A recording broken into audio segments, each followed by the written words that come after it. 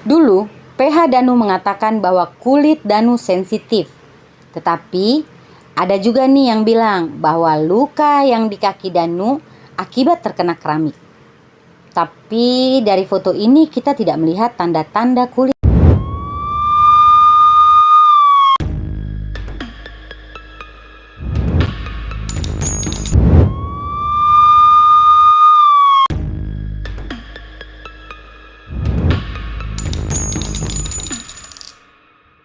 Tersangka masih belum kooperatif memberikan informasi yang kita perlukan. Keterangan tersangka ini tidak konsisten yang kita peroleh. Kadang-kadang malah melakukan pengingkaran terhadap informasi-informasi yang kita cross check. Hari ini Mimin dan kedua anaknya menjalani wajib lapor. Jadi kita lihat ya bagaimana kelanjutannya. Dulu Yosep dihujat habis-habisan, Danu dibela mati-matian. Sekarang Yosep dan Danu sudah sama-sama ditersangkakan, ditahan. Situasinya masih tetap sama. Yosep dihujat, Danu dibela. Ini sebuah fenomena yang sangat membagongkan, menginjak-injak rasa keadilan bagi kedua korban. Buat apa kita perjuangkan? Lama-lama bukan hanya Subang yang menjadi surga tempat pelaku kejahatan keji, tapi negeri ini bisa juga menjadi demikian. Karena mudah saja, setelah melakukan kejahatan, apalagi kejahatan besar, tinggal menghasut, framing. Netizen termakan, kelar urusan. Saya meyakini kasus Subang ini by design. Maju mundurnya Danu, berubah-ubahnya Danu selama 2 tahun ini adalah kontrol dari dalang. Bukan ancaman, jangan salah, karena dia bebas berbicara selama 2 tahun ini. Yosep lah nama yang disebut-sebut. Jangan salah, sudah waktunya nih tim cyber sweeping. Menurut keyakinan saya, antek-antek pelaku menyusup di antara netizen. Jangan tanggung Pak, kredibilitas dan marwah institusi yang kalian miliki dipertaruhkan di kasus ini. Kerahkan kemampuan dan segala fasilitas, tampilkan prestasi yang sesungguhnya. Saya setuju dengan Profesor Adrianus bahwa TKP diperlakukan dengan jorok dan ini dipertontonkan kepada halayak. Meskipun sudah di polis lain, tetapi warga berbondong-bondong melewati polis lain, bagaikan piknik.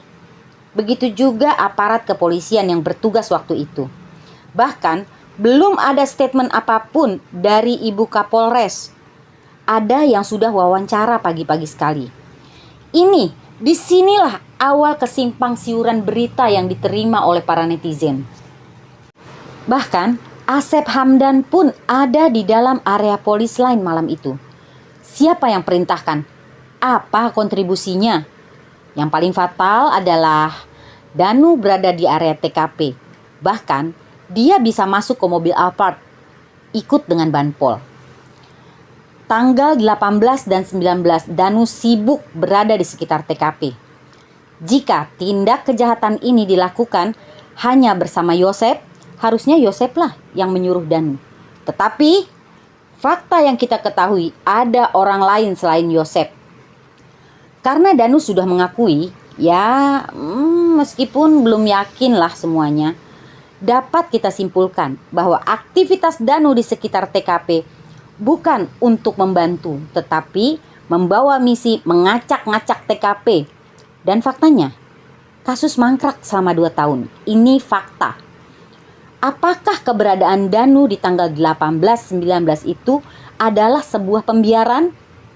Padahal jelas, Ibu Sumarni mengatakan cluenya orang dekat korban. Dan ini diabaikan.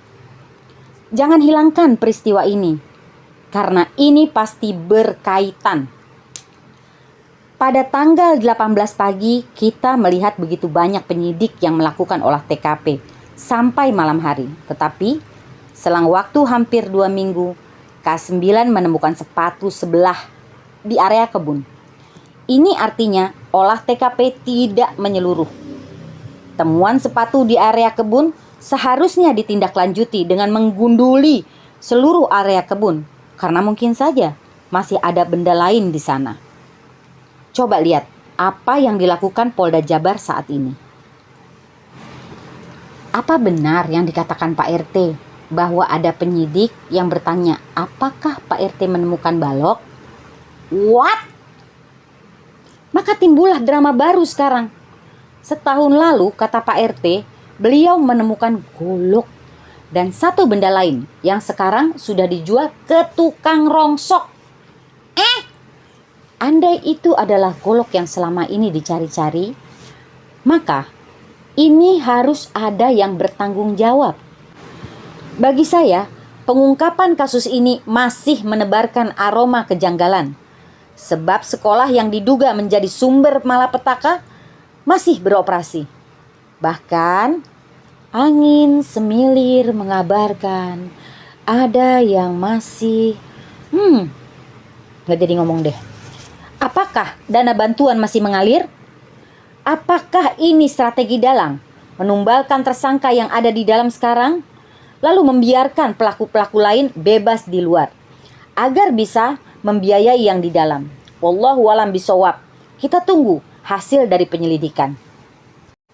Dulu PH Danu mengatakan bahwa kulit Danu sensitif. Tetapi ada juga nih yang bilang bahwa luka yang di kaki Danu akibat terkena keramik.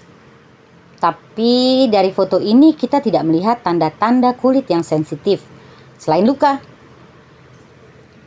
Rasanya hanya dokter forensiklah yang bisa menyimpulkan apakah penyebab luka di kaki Danu ini benar-benar akibat dari keramik.